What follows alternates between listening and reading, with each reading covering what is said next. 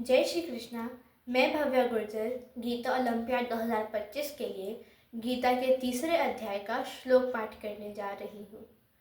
ओम श्री परमात्मने नमः। श्रीमद्भगवद्गीता अथ तृतीयोऽध्यायः। अर्जुन उवाच ज्ञायसि चेत् कर्मणस्ते मता बुद्धिर्जनार्दन तत्किं कर्मणि घोरे मां नियोजयसि केशव। व्यामिश्रेणेव वाक्येन बुद्धिं मोहयसीव मे तदेकं वद निश्चित्य येन श्रेयोऽहमाप्नुयाम्। श्रीभगवानुवाच लोकेऽस्मिन् द्विविधा निष्ठा पुरा प्रोक्ता मया नघ। ज्ञानयोगेन सांख्यानां कर्मयोगेन योगिनां न कर्मणामनारम्भान् नैष्कर्म्यं पुरुषोऽश्नुते न च सन्न्यस्सनादेव सिद्धिं समधिगच्छति न हि कश्चित् क्षणमपि जातु तिष्ठत्य कर्मकृत् कार्यते ह्यवशः कर्म सर्वः प्रकृतिजैर्गुणैः कर्मेन्द्रियाणि संयम्य य आस्ते मनसा स्मरन् इन्द्रियार्थान् विमूढात्मा मिथ्याचारस्य उच्यते।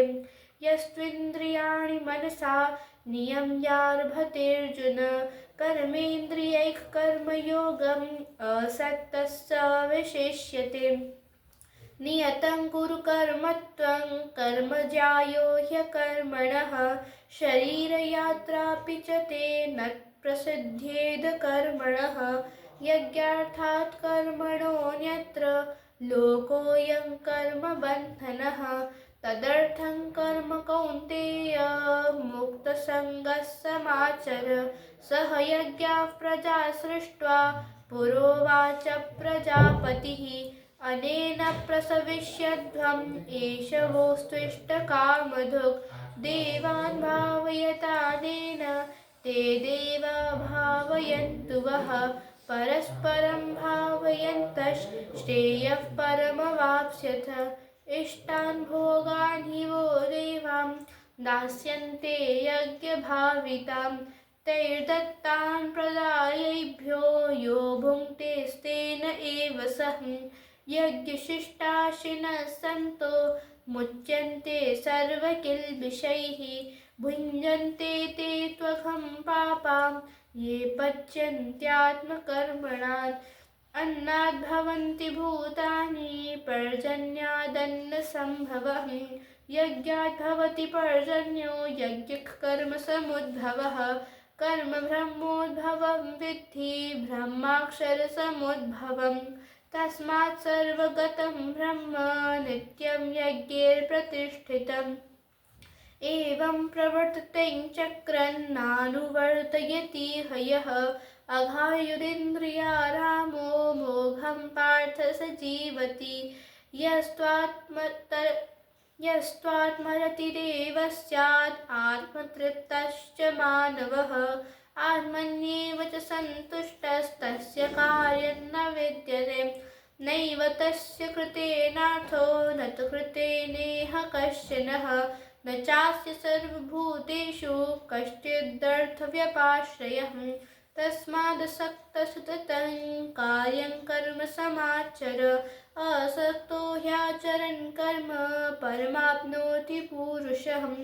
कर्मणैव हि संसिद्धिम् आस्थिता जनकादयः लोकसङ्ग्रहमेवापि सम्पश्यन् कर्तुमर्हसि। यद्यदाचरति श्रेष्ठस्तत्तदेवेतरो जनः स यत्प्रमाणं कुरुते लोकस्तदनुवर्तते। न मे पार्थास्ति कर्तव्यं त्रिषु लोकेषु किञ्चन नानावाप्तमवाप्तव्यं वर्त एव च कर्मणि। यदि ह्यहं न वर्तेयं जातु कर्मण्यतन्द्रितः मम वर्त्मानुवर्तन्ते मनुष्याः पार्थ सर्वशः। उत्सीदेयुरिमे लोकाः न कुर्यां कर्म चेदहं शङ्करस्य च कर्ता स्याम् उपहन्यामिमाः प्रजाः। सक्ताः कर्मण्यविद्वांसो यथा कुर्वन्ति भारतं कुर्याद्विद्वांस्तथा सक्तश्चिकीर्षुर्लोकसङ्ग्रहं न बुद्धिभेदं जनयेद् अज्ञानां कर्मसङ्गिनां जोषयेत् सर्वकर्माणि विद्वान् युक्तः समाचरन् प्रकृतैः क्रियमाणानि गुणैः कर्माणि सर्वशः अहङ्कारविमूढात्मा कर्ताहमिति मन्यते तत्त्ववित्तु महाबाहो गुणकर्मविभागयोः गुणागुणेषु वर्तन्त इति मत्वा न सज्जते प्रकृतेर्गुणसम्मूढा सज्जन्ते गुणकर्मसु तान् कृत्स्नन् विदो मन्दान् कृत्स्नविन्न विचालये मयि सर्वाणि कर्माणि सन्न्यस्याध्यात्मचेतसा निराशीर्निर्ममो भूत्वा युध्यस्व विगतज्वरः ये मे मतमिदं नित्यम् अनुतिष्ठन्ति मानवाः श्रद्धावन्तो न सूयन्तो मुच्यन्ते तेऽपि कर्मभिः ये त्वेतदभ्यसूयन्तो नानुतिष्ठन्ति मे मतं सर्वज्ञानविमूढास्तान् विद्धि नष्टान् चेतसः सदृशं चेष्टस्वस्याः प्रकृतिर्ज्ञानवानपि प्रकृतिं यान्ति भूतानि निग्रहः किं करिष्यति इन्द्रियस्येन्द्रियस्यार्थे रागद्वेषौ व्यवस्थितौ तयोर्वशमागच्छेत् तौ ह्यस्य परिपन्थिनो श्रेयान् स्वधर्मविगुणः परधर्मात् स्वनुष्ठितात् स्वधर्मे निधनं श्रेयः परधर्मो भयावहम् अर्जुन उवाच अथ केन प्रयुक्तोऽयं पापं चरति पुरुषः अनिच्छन्नपि वार्ष्णेयं बलादेव नियोजितः श्रीभगवानुवाच